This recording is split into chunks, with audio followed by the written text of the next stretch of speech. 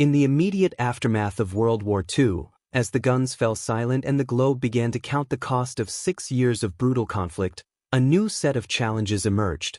The war's end did not simply mark a cessation of hostilities but gave rise to a vast and complex web of post-war realities, where the question of what to do with the enormous surpluses of military equipment from the defeated Axis powers became a pressing issue. Among the most significant and pressing of these were the millions of surplus rifles that filled the warehouses of the German military. The question was not just about how to dispose of them, but also what their disposal would signify for both the remnants of the Reich and the future of European military stability. Germany had produced an astronomical number of small arms during the war.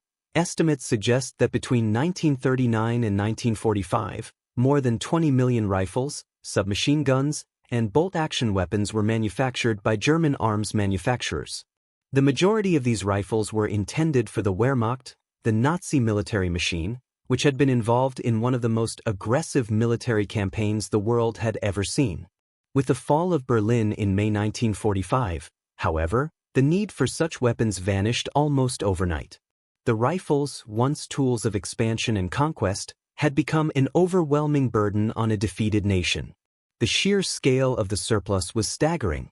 Warehouses across Germany, Austria, and even in occupied territories such as Poland were filled to capacity with rifles of every make and model: Mauser Kar 98K bolt-action rifles, MP-40 submachine guns, and the more advanced Sturmgewehr 44 assault rifles.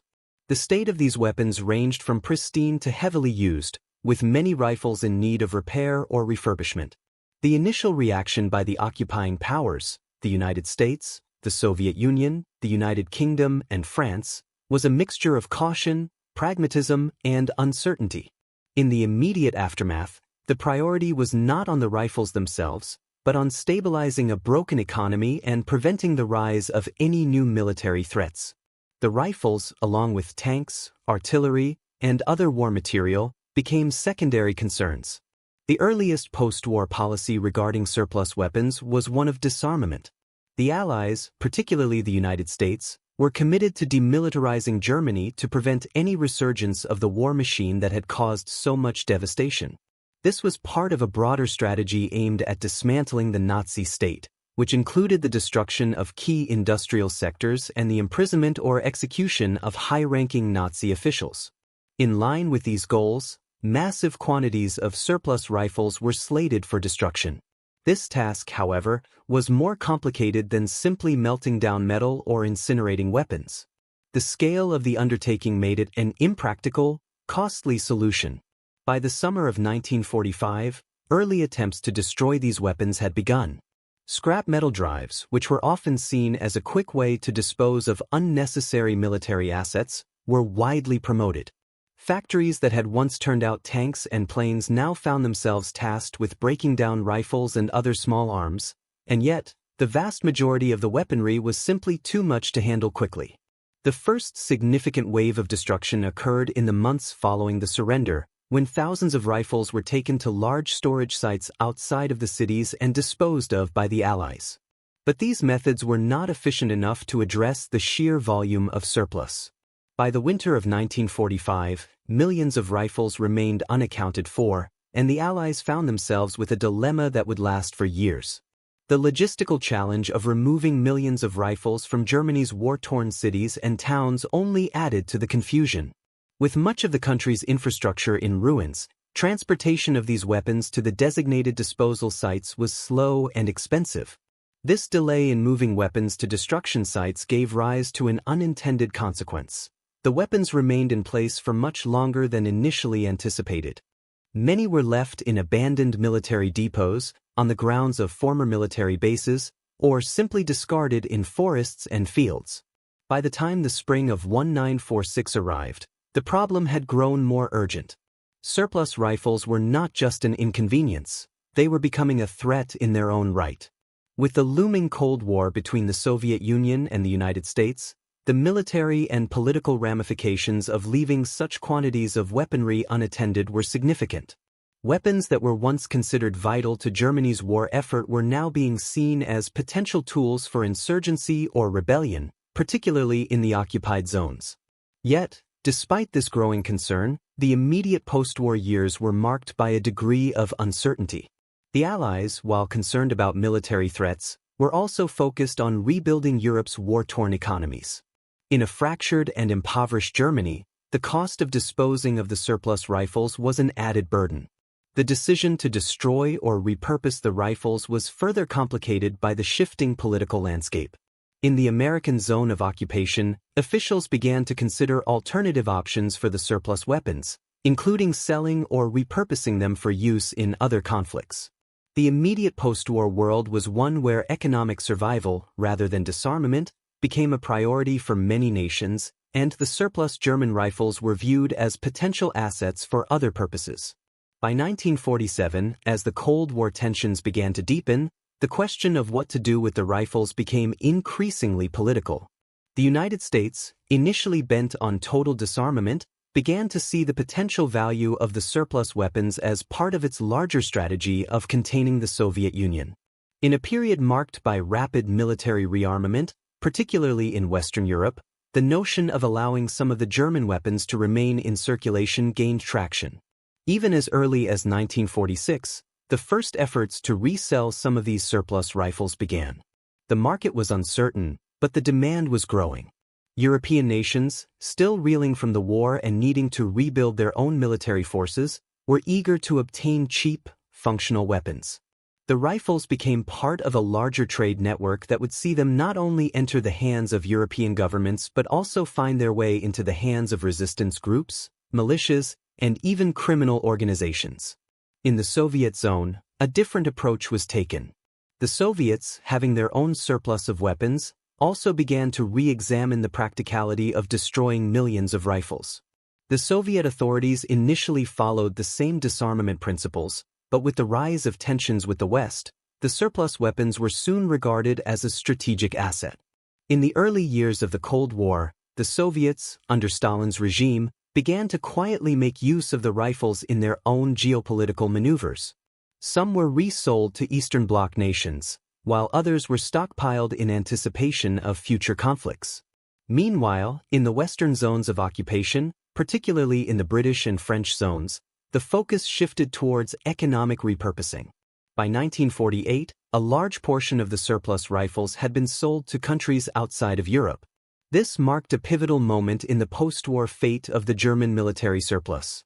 What was once the instrument of a war machine bent on conquest had now become a tool for rebuilding or, in some cases, maintaining the fragile balance of power in a post-war world on the brink of ideological division.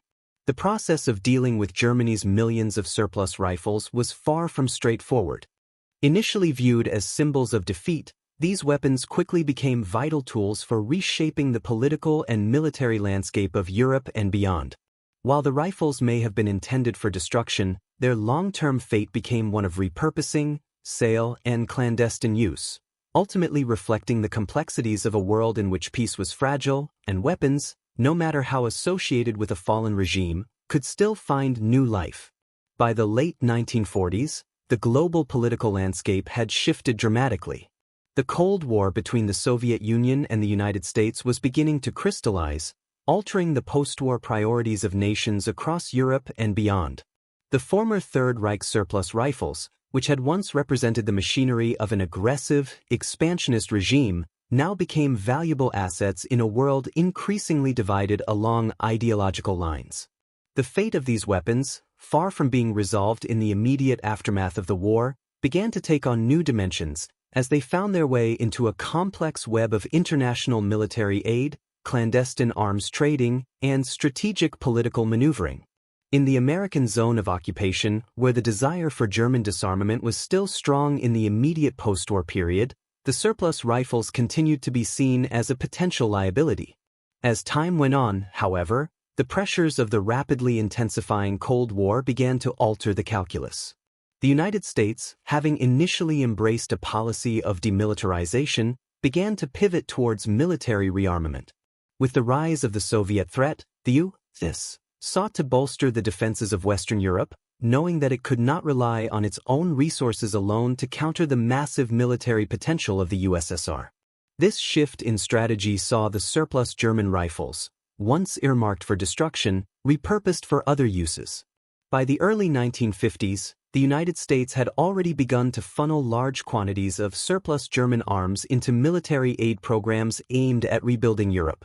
The European Recovery Program, known as the Marshall Plan, was primarily focused on economic recovery, but it also had a military component, which sought to help rebuild the defensive capabilities of countries in Western Europe.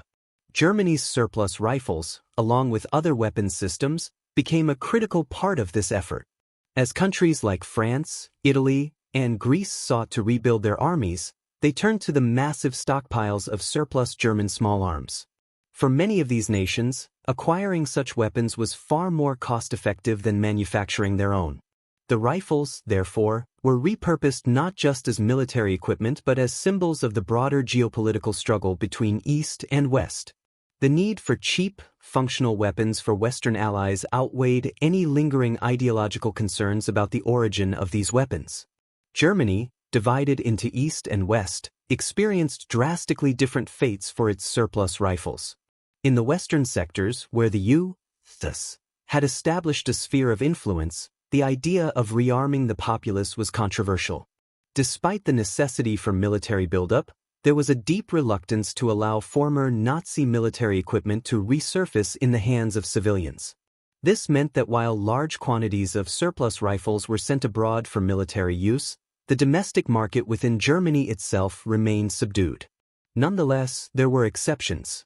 In the early 1950s, as the German Federal Republic began to stabilize, some rifles from the surplus stock were kept for the newly formed Bundeswehr, the West German military.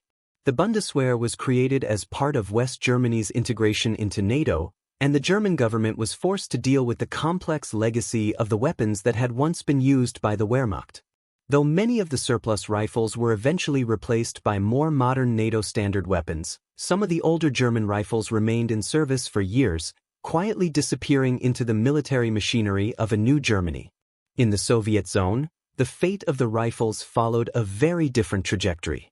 With the creation of the German Democratic Republic, GDR, in 1949, the Soviet-backed East German government faced its own set of challenges. The GDR was tasked with maintaining its own defense forces while simultaneously defending the Eastern Bloc from what it perceived as a Western imperialist threat. In this context, the surplus German rifles took on a new life. While the Soviets were keen to supply East Germany with their own weapons systems, including Soviet-made rifles and small arms, the sheer quantity of surplus German weapons meant they could not be entirely disregarded. The rifles, along with other captured German military equipment, were repurposed for use by the East German People's Army, National Volksarmee, or NV. Soviet military advisors and East German commanders, recognizing the utility of these weapons in the early years of the Cold War, allowed them to be integrated into the GDR's military inventory. At the same time, the Soviet Union also began to sell large quantities of surplus German rifles to various satellite states within the Eastern Bloc. This was not just a matter of providing weapons to newly established communist regimes, it was also a strategic move designed to strengthen the Soviet sphere of influence. Many of these rifles were sent to countries like Poland, Czechoslovakia, Hungary, and Bulgaria, where they were issued to local forces or stored for potential future use.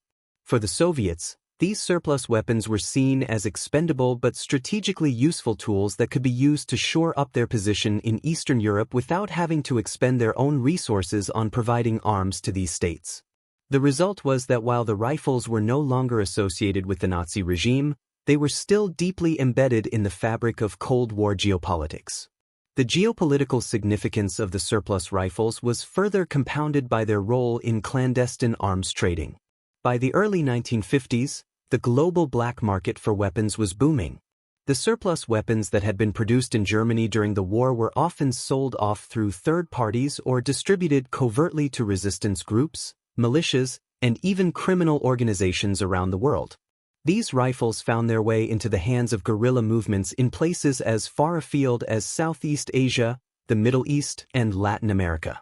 Whether used in uprisings against colonial powers, in Cold War proxy conflicts, or in regional wars, the surplus German rifles became part of a shadow economy of arms that was as much a consequence of the war as the weapons themselves. The logistical challenges of selling, distributing, and even secretly moving these rifles across borders made it difficult to track their full scale of use. Some rifles were sold outright, others were rebranded, with new markings to erase their German origins. In many cases, the weapons were shipped in bulk to arms dealers or intermediary nations, who then handled their distribution. Given the scale of the Cold War's global reach, the surplus rifles became tools for an ideological struggle that extended well beyond Europe. In many of these regions, the presence of former Nazi military hardware symbolized the deep, often dangerous intersection of post-war instability and the beginning of a new world order. Back in Europe, the dismantling of the Nazi war machine continued. The British and French zones of occupation in Germany, which had been less focused on military rebuilding than the American sector, began to face similar challenges. While the rifles were not as heavily utilized for rearmament as they had been in the United States or Soviet zones, the French and British governments did begin to explore the potential of reselling or repurposing the surplus weaponry. The large-scale destruction of the rifles was not practical due to their sheer number, and as the post-war recovery took hold, European nations found that repurposing such a stockpile could be more cost-effective than starting from scratch. This led to the eventual circulation of surplus German rifles through various European military organizations and even into the civilian market in some countries.